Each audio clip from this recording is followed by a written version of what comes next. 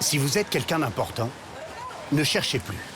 C'est là qu'il faut être ce soir à Miami. Salut mes beautés. Notamment si vous êtes jeune, belle et influenceuse.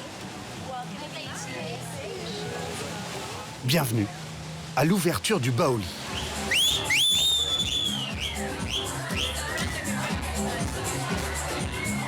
Le nouveau restaurant à la mode du maître des lieux, Michael Ridard. How are you?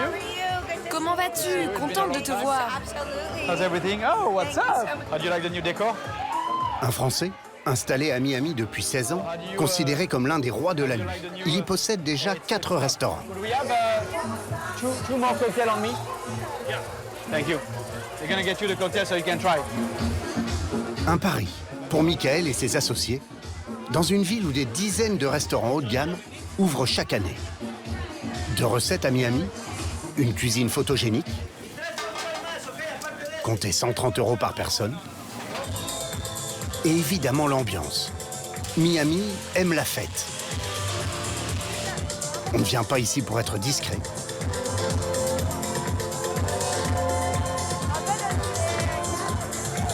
Trois bouteilles de champagne à 1 000 $, et les serveurs de Michael sortent le grand jeu. On est à Miami, la meilleure ville du monde. Très vite, le restaurant est plein. 350 clients. On a pris 6, alors 6 000, on était à 20, on a pris 6. Il suffit de 2 tables qui envoient un peu et ça monte vite. Hein. C'est bien. Les dollars pleuvent. Lancement réussi dans une ville qui explose de toutes parts. Tous les multimillionnaires de New York sont venus s'installer ici. Je n'ai plus les chiffres exacts, mais c'est énorme. Et Miami est devenu en folie. Le trafic est incroyable, les restaurants sont surbookés. C'est impossible d'avoir une réservation si on ne s'y prend pas 1 ou 2 semaines à l'avance. Miami est devenu vraiment une très grosse ville. La demande est telle que Michael prévoit d'ouvrir 3 autres restaurants prochainement, plus un hôtel.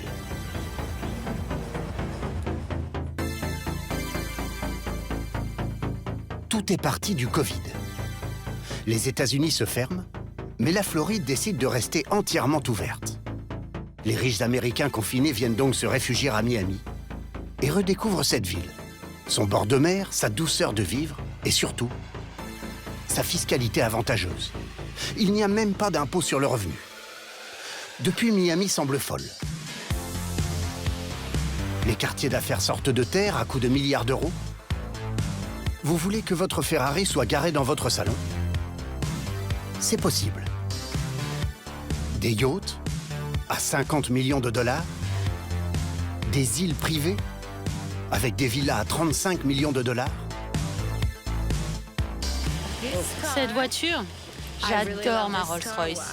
Ça se conduit comme un tapis volant. Vous voulez réussir.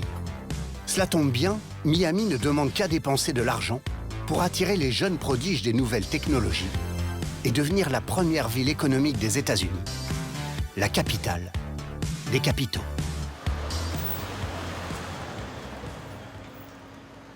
C'est une journée à 500 000 $ pour Deborah Wanza, qui vit à 25 ans son rêve à l'américaine.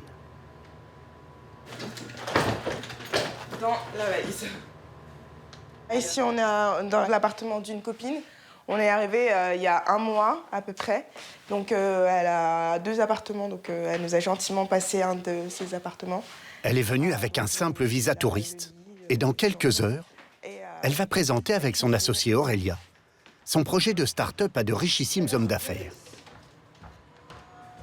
Si elle les convainc, ils pourraient investir un demi-million de $, dans son projet. Ça, c'est mes parents. Rien pourtant ne semblait prédestiner cet aîné d'une fratrie de 5 enfants à l'entrepreneuriat. Moi, je suis née à Kinshasa avec ma petite sœur. Et donc, je suis une Congolaise de Kinshasa. En 2007, sa famille s'installe à Orléans. Son père y est ouvrier, sa mère secrétaire. Mais une bonne fée se penche sur son parcours. En 2019, après des études pour travailler dans les ressources humaines, elle trouve une place de jeune fille au pair à Washington, chez un couple de riches investisseurs américains, qui vont jusqu'à lui payer une scolarité en management dans une prestigieuse université. Donc ils m'ont dit, on a juste besoin d'une prof de français. Nous, on paye une partie de Georgetown University. Donc ce qui m'a permis d'étudier à Georgetown University, à Washington, D.C. Ça donne vraiment envie de... Ça donne l'espoir de pouvoir rêver plus grand et d'accomplir des choses alors qu'on n'a rien, en fait.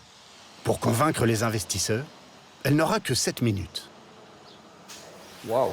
Et sera en concurrence avec 10 autres startups. Il y a beaucoup d'entreprises Un exercice périlleux qu'elle révise avec Stan Coignard, un Français qui a fait fortune dans les nouvelles technologies, installé en Floride en 2017. Génial. Écoute, on se fait juste les 2-3 premières minutes, juste pour décoincer le truc en anglais. Tu me fais une vraie presse formelle. Ok, pas de souci. Moi, je joue le jury, je me mets là. Il aide bénévolement les jeunes startups françaises à s'implanter à Miami. Allez. Hello, my name is Deborah Wanda and I'm the founder of Flux. Le concept de Déborah, une plateforme de vente en ligne qui ne propose que des produits éco-responsables. So we reference classical criteria like the price of shipping, the budget. Pour l'instant, elle n'a que 40 000 € en poche. Ses économies et de l'argent prêté par ses proches. Excuse-moi, là je t'interromps. Tu as vécu un petit peu aux États-Unis déjà. Tu vois bien comment ils aiment qu'on raconte l'histoire. Moi, je pense que vous êtes très bien positionnés. On s'en fiche de savoir combien vous avez sur un compte bancaire. Combien d'histoires géniales aux États-Unis ont démarré dans un garage d'étudiants. Déborah est prête? Il lui reste 2 heures avant sa présentation. Miami a l'ambition de devenir la future Silicon Valley et se transforme à toute vitesse. Des immeubles entiers sont rasés et reconstruits. Dans le vieux centre-ville, 7000 nouveaux appartements sont prévus d'ici 2025. Un marché estimé à 10 milliards de dollars. Voilà, donc ce qu'on voit là-bas, c'est le cœur de Miami, du nouveau Miami. C'est là où tous les business s'installent. Aux premières loges, Michael Wiesenfeld, l'un des plus gros agents immobiliers, sur les 2500 que compte la ville. Tout ce que vous voyez là, c'est le Brickell City Center et toutes ces tours n'étaient que des terrains vagues avant. Lui qui s'est installé en 2008 à Miami, a vu toutes les étapes de la transformation. La vraie révolution, selon lui, l'arrivée des poids lourds de la tech. Et d'ailleurs, là, vous avez un immeuble en construction, un immeuble de bureaux en construction, dans lequel Google et Microsoft ont pris plusieurs étages et vont y emménager, a priori, en 2024. Aujourd'hui, il va voir un client à qui il a trouvé un prestigieux appartement au 39e étage de cette tour. Bien, et toi? L'Instagrammeur Willy Moller, 34 ans, 2 millions d'abonnés, grâce à qui il a construit sa fortune en leur vendant ses conseils de réussite. Cette fortune qu'il ne finit pas d'étaler.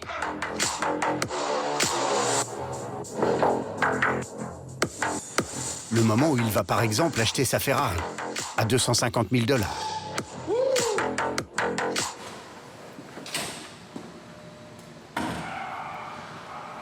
Là-bas, c'est mon bébé. La F8 Tributo. Et il fallait vraiment qu'elle soit au plus proche de vous. Ah bah, à 100%, oui. Le plus important, c'était de l'avoir directement dans mon salon. Ces voitures sont littéralement dans...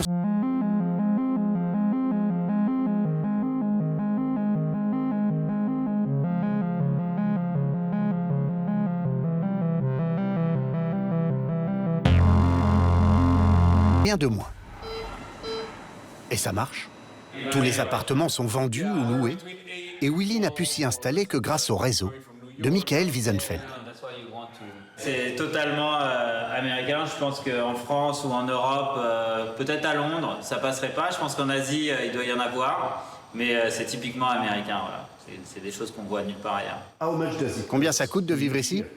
Le loyer de 30 000 $ par mois. Et combien faut-il gagner pour se payer ça? Entre 1 et 10 millions de dollars par an. Difficile à croire, mais ces très riches clients ont du mal à se loger en ce moment. Car tous veulent ça. Des maisons en front de mer. celle particulièrement des îles artificielles ultra sélectes de Miami. 60 millions de dollars pour les plus chères, soit 40 000 du mètre carré. Michael est en concurrence avec les autres agents immobiliers. Il doit donc faire du porte-à-porte chez ses propriétaires pour les convaincre de vendre. S'il parvient ce soir à convaincre Monica, il pourrait toucher 1 million de dollars de commission. Je vous préviens, si vous voulez entrer chez moi, ne soyez pas ennuyeux. Monica Suleski, la propriétaire, est une célèbre architecte d'intérieur qui a aménagé les maisons des plus grandes fortunes de Miami. Everybody wants to be in Miami, and there is not a lot of inventory, so that's why I like to see waterfront homes like that. I know you don't really want to sell, but you know, one day maybe the right offer will come at the right time. C'est vrai, tout a un prix. On ne sait jamais. Monica vit seule dans cette immense maison de 700 mètres carrés qu'elle a achetée 4 millions de dollars il y a 15 ans et qui en vaut minimum 25 aujourd'hui. Cette maison est incroyable. Mon bateau peut venir me chercher quand je veux. Habituellement, il est garé devant. Voilà la salle à manger. Je peux recevoir 24 personnes. Quand on fait une soirée, c'est décadent, sexy, et c'est prouvé scientifiquement. Si l'on voit la mer tous les jours, on est plus heureux de 40%. On va voir là-haut ? Ça, c'est ma douche, hyper sexy. Là, j'ai mon bain, mon espace de vie. Là, ma chambre, je l'adore. Et quand je me réveille le matin, voilà ce que je vois. La vue est dingue. Ça, c'est typiquement ce qu'on cherche. Ça, c'est très rare. Parce que normalement, t'as pas tout un mur de fenêtres comme ça. En femme d'affaires avisée, Monica rappelle à Michael qu'il n'est pas le seul sur le coup et fait monter les enchères. J'ai reçu un appel d'un de vos collègues pour me dire qu'il avait vendu une maison plus petite que la mienne, 25 millions, et que la mienne vaudrait au moins 30 millions. I'll reach out whenever I have a serious buyer, and then we'll see if the price is right. Quel serait votre juste prix ? Je ne sais pas, peut-être 35 millions, enfin, plus de 30 millions. Et vous allez trouver ? Yeah, there are a lot of people are interested in this type of properties, so it's just a matter of her wanting to sell.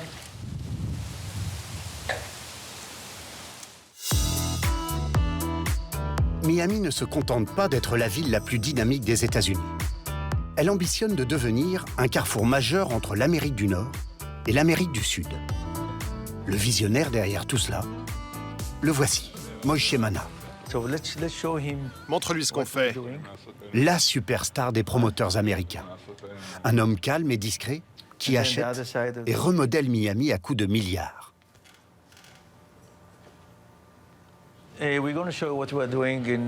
Ça, c'est ce qu'on fait dans le quartier de Wynwood. On a 20 hectares là-bas. Il possède 75 immeubles dans Miami et prévoit d'en construire 80 autres. Son secret ? Un flair hors norme. Issu d'une famille israélienne très pauvre, immigré à New York dans les années 80, il a fait fortune en créant une entreprise de déménagement et en investissant tout dans l'immobilier, jusqu'à posséder 13 hectares à New York. En 2009, il dit avoir une vision. J'ai tout vendu là-bas. Mes business et mes biens pour tout investir ici. Miami va devenir une ville incontournable. On est au tout début du développement de ce qui va devenir une plaque tournante mondiale. Ça, c'est la première étape de ce qu'on construit. Mes immeubles sont des lieux de vie, des hôtels, des bureaux, et les logements seront à quelques centaines de mètres. Et combien ça coûte ? Des milliards. Et j'ai déjà dépensé des milliards, c'est la vie. Mais une chose est sûre, je n'emmènerai rien avec moi quand je vais mourir. Et je vais mourir, tôt ou tard. Comme Moïse Mana il y a 20 ans, pousse aux paris les plus audacieux. Je pense que vous allez pouvoir gentiment passer à table. Pascal, tu présides ici avec ton épouse. Jérémy Moscovici a tout quitté il y a 1 an et demi pour venir s'y installer. L'ancien finaliste d'un célèbre concours de cuisine télévisé puis cuisinier privé de Bernard Arnault, l'homme le plus riche du monde, travaille désormais à domicile, chez des clients fortunés. Merci. Vous allez pouvoir avoir une mousseline de panais légèrement relevée au curry, un œuf parfait. Aujourd'hui, il est chez Pascal Nicolai, un entrepreneur français du bâtiment, multimillionnaire, qui fête son anniversaire.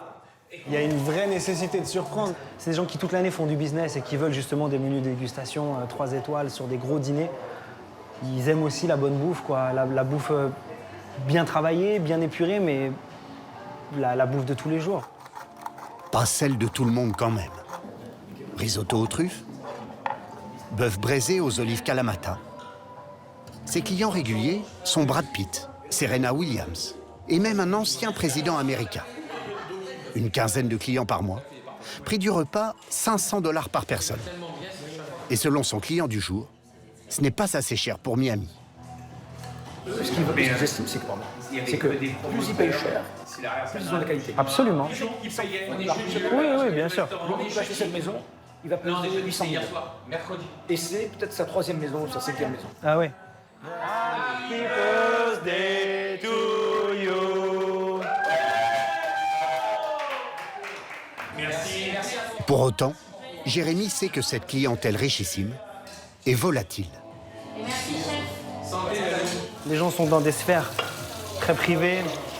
Ils peuvent très vite te monter en haut et je sais que ça va très vite dans l'autre sens aussi. Donc évidemment, le bouche à oreille, il est indispensable. Aux États-Unis, tout va très vite, mais dans tous les sens.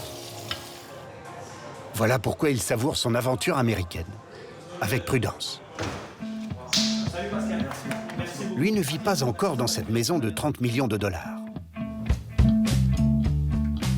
Il habite dans un quartier résidentiel, façon série américaine.